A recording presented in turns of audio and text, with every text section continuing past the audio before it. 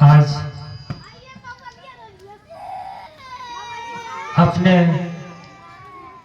भारत के सबसे बड़ी मंदिर तिरुपति बालाजी, सबसे धनी और सबसे बड़ी मंदिर तिरुपति बालाजी जो भगवान नारायण के रूप हैं, जो आंध्र प्रदेश के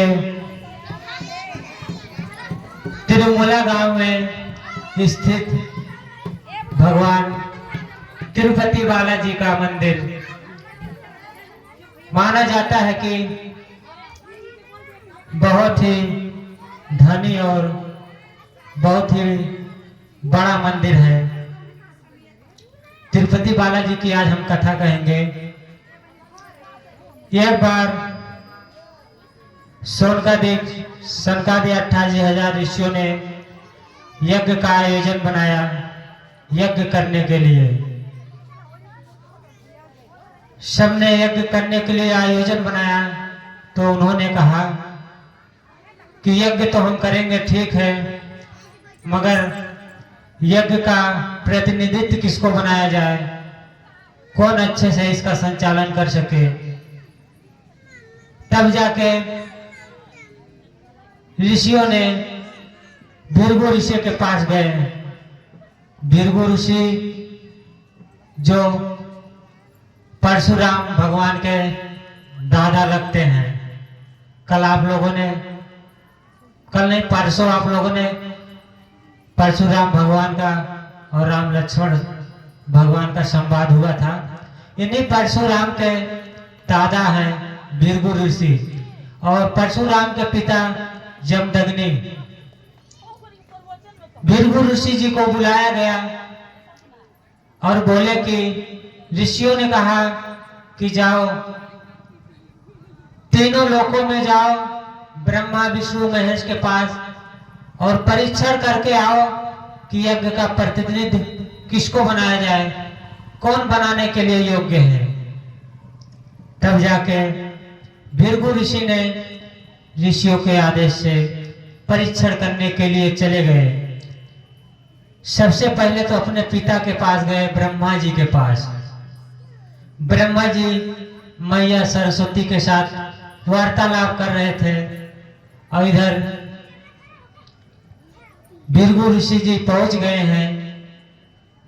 बोल रहे हैं कि हमने तो ब्रह्मा के पास आया है परीक्षण करने के लिए, मैं गुरु हूं, भले से मेरे पिता हैं, मगर इनके पास मैं आया हूं तो इनको प्रणाम करना चाहिए, हमको पूछना चाहिए। खैर, अपने पिता को बहुत भला बुरा बोलते हैं।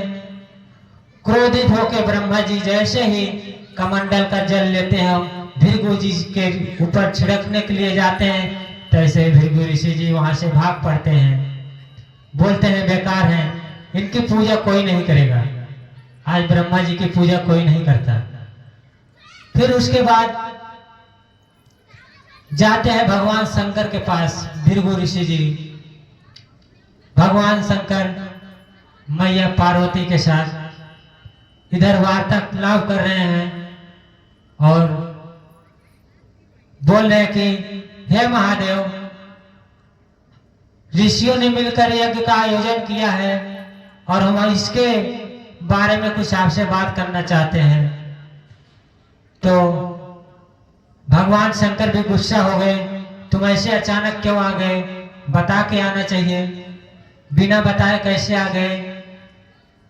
इधर शंकर भगवान भी क्रोधित होकर त्रिशूल उठाए, इधर से दौड़ते हुए भागे भृगु ऋषि जी। बोले कि ये तो उनसे भी खराब है, इनसे नहीं आना चाहिए था, जाओ, तुम्हारी पूजा नहीं होगी, तुम्हारे शिवलिंग की पूजा होगी। तब जाके वहां से भी चले और इसके बाद पहुंचते हैं भगवान नारायण के पास भृगु ऋषि जी। इधर जब भगवान नारायण के पास पहुंचते हैं तो भगवान नारायण से सैया पे लेटे हुए और मैया लक्ष्मी पांव दबा रही है और भगवान नारायण ध्यान मग्न हुए हैं। इधर भृगु ऋषि पुकार रहे हैं, हे नारायण, हे तीनों लोकों के देवता, सुनिए हम आपसे कुछ बातें करना चाहते हैं। भगवान नारायण ध्यान में लगे हुए हैं और मैया पार्वती पाँव दबा रही हैं, सुन नहीं रहे हैं। इधर भृगु ऋषि जी बुला रहे हैं। भृगु ऋषि जी को क्रोध आता है और अपने पाँव से भगवान नारायण के ऊपर प्रहार करते हैं, छाती पे मारते हैं। और जैसे ही छाती पे पाँव मारते हैं भृगु ऋषि जी, भगवान नारायण की आंख खुलती है। आंख खुलते ही पाँव को पकड़ लेते हैं और बोलते हैं, बड़े ही नरम कोमल वाणी से बोलते हैं भगवान नारायण, हे महात्मा, मेरे इस पत्थर वज्र जैसे छाती पर आपने अपने पैरों से प्रहार किया, कहीं आपके पैरों में कोई चोट तो नहीं आई? अब तो भृगु जी के होश हवास उड़ गए। मैंने इनको मारा और ये तो ऐसे बात कर रहे हैं जैसे किसी को फूल, किसी को कांटा धंसा दो और आके हार पहना दे। अब तो बात ऐसा हो गया। अब सोच में बड़े पड़ जाते हैं भृगु ऋषि जी। बोलते हैं कि हमने तो आपको बहुत ही अलग समझा था, मगर आपने तो बहुत ही अच्छे निकले। आपको ही यज्ञ का प्रतिनिधित्व बनाना चाहिए। बोले ठीक है। उसके बाद वहां से भृगु ऋषि जी चले जाते हैं और जो मैया का, लक्ष्मी मैया का निवास स्थान जो है भगवान नारायण के छाती पे है, जहां पे भृगु ऋषि जी ने प्रहार किए थे अपने पैरों का। जब यह बात मैया लक्ष्मी को पता चलता है कि हमारे स्वामी को भृगु ने मार दिया और हमारे स्वामी ने कुछ नहीं बोला, ठीक है वहां तो हमारा स्थान था, फिर भी नहीं बोले। अब भगवान नारायण का 24वें अवतार में, 24वें वर्मांतर में वराह का अवतार होता है। जब भगवान वराह के अवतार के लिए धरती पे आते हैं, इधर मैया लक्ष्मी सोचती है कि अब तो मौका है, भगवान नारायण उधर चले गए हैं, हम भी चलते हैं। इन्होंने कुछ नहीं बोला, वो महात्मा इनके छाती पे पैर से मारा और वहां हमारा निवास स्थान था और इन्होंने कुछ नहीं बोला है, ठीक है आज हम इनको छोड़ के चली जा रहे हैं। इधर मैया लक्ष्मी छोड़ के जाती हैं ब्रह्मा जी के पास। ब्रह्मा जी के पास जाती है और शंकर जी को बुलाते हैं। तीनों लोग में बात होती है। बोलते हैं कि ठीक है, एक बार बताओ, हम धरती पे जा रही हूँ और आप लोग को भी हमारे साथ चलना पड़ेगा। बोल रहे क्या करना है? बोल रहे हैं आपको लीला करनी होगी। मैया लक्ष्मी बोल रही है। तो भगवान ब्रह्मा जी और शंकर जी बोल रहे हैं क्या करना पड़ेगा? तो शंकर जी को बोल रही हैं, ब्रह्मा जी को तो पहले गाय बनाई। बोल रहे ब्रह्मा जी आपको गाय बनना पड़ेगा। बोल रहे क्यों? बोल रहे पहले बनो तो फिर हम बताएंगे क्यों। उसके बाद बोल रही हैं शंकर जी को आपको बछड़ा पर बनना पड़ेगा। बोल रही है क्यों? बोल रहे पहले बनो उसके बाद पता लगेगा क्यों। अब दोनों लोग को, भगवान ब्रह्मा को गाय और भगवान शंकर को बछड़ा बनाए। बछड़ा बनाए और मैया जो थी वो ग्वाल बन गई। ग्वालिन का रूप ले, ग्वालिन का रूप लेके आई त्रिव। ग्वालिन का रूप लेके एक राजा के पास आई जिसका नाम था चोल। चोल राजा का बहुत ही बड़ा राज्य था। और बाद में वहां उन्होंने क्या किया, बोले कि राजा को बोले जो मैया ग्वालिन बनी थी, बोले कि ये हमारी जो गाय है ये दूध बहुत देती है और कम चारा खाती है, आप इसको अपने पास रख लीजिए, बहुत ही अच्छी गाय है, आप इसको अपने पास रख लीजिए। मैया जो ग्वालिन का रूप रखी थी, गाय और बछड़े को राजा को दे दिए, राजा को दे दिए। अब इधर भगवान नारायण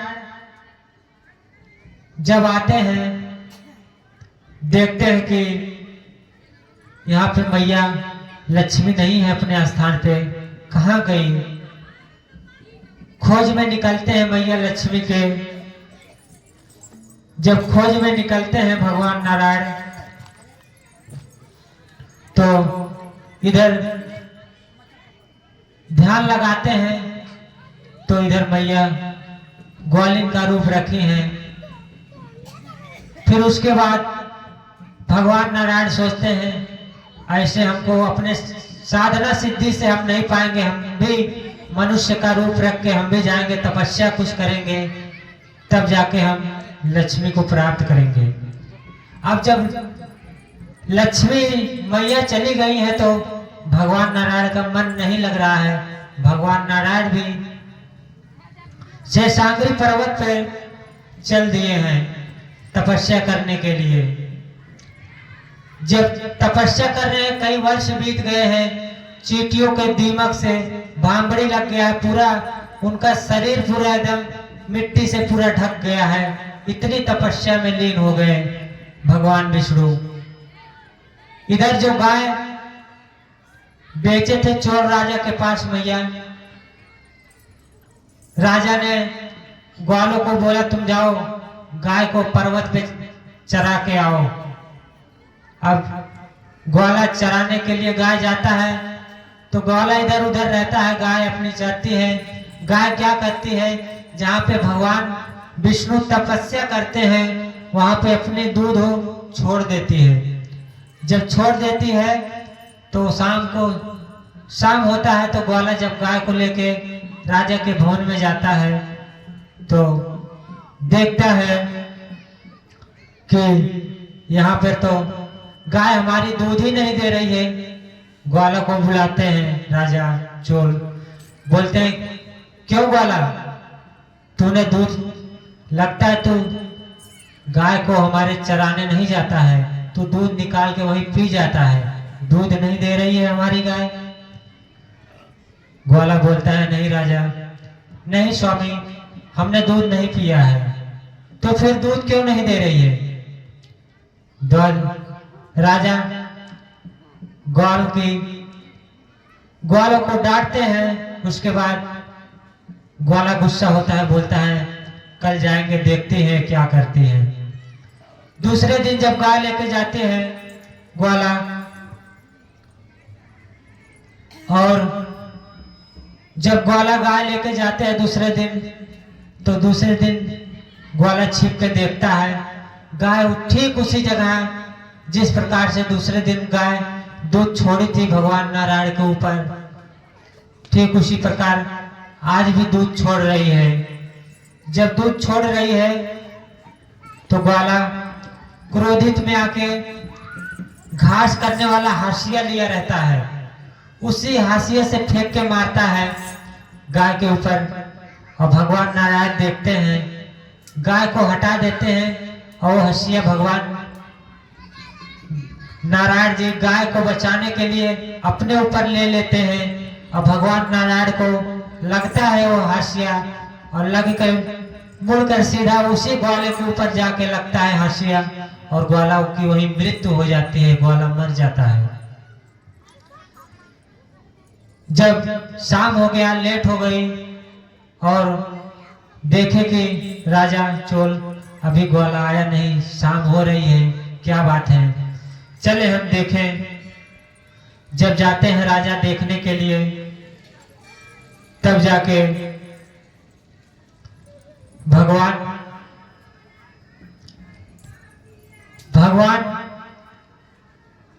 देखते हैं, बोलते हैं तू कौन है, राजा से बोलते हैं।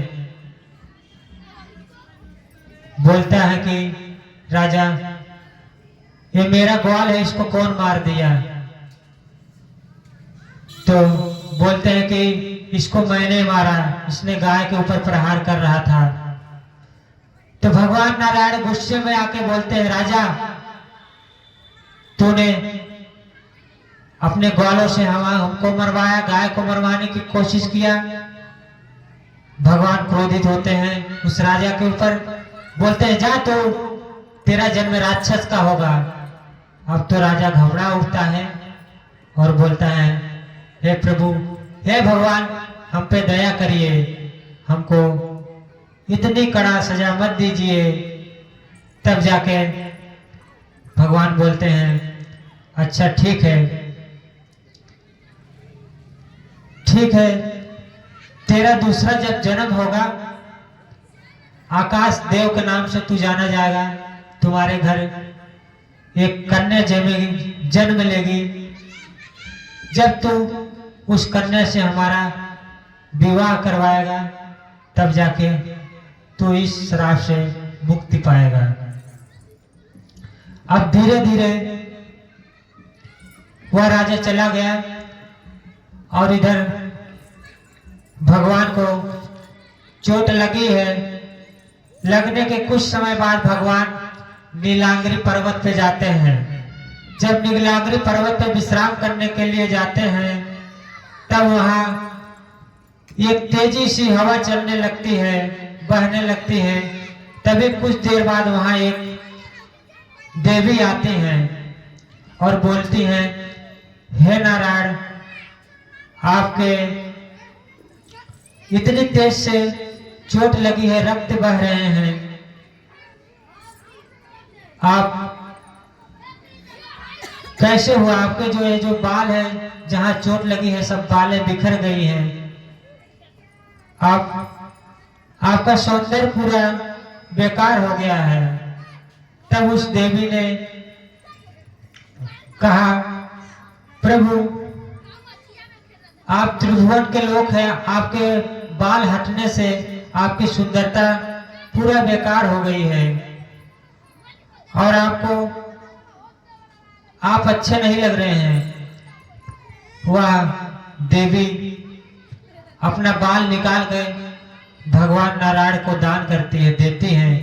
तभी से भगवान नारायण तिरुपति बालाजी जो हैं, तिरु का मतलब होता है धन, और पति समझते ही है, पति का मतलब पति, जो धन के पति है वही तिरुपति है। और इनका एक दूसरा नाम वेंकटेश है। वेंकट का अर्थ होता है ताप और टेस का अर्थ होता है काटना। जो भक्तों के ताप रूपी कष्टों को काटते हैं वेंकटेश भगवान। जो इनके यहाँ जाते हैं, जो बालों की दान करते हैं, इनके ऊपर भगवान अति प्रसन्न होते हैं, भगवान की अति कृपा होती है। ये कोई मूर्ति नहीं है, ये भगवान बाके बिहारी और अयोध्या के भगवान राम, ये सब एक ही हैं। ये साक्षात माना जाता है, साक्षात है। इनके जो बाल है बड़े ही मुलायम है और इनके जो बाल है बढ़ते रहते हैं।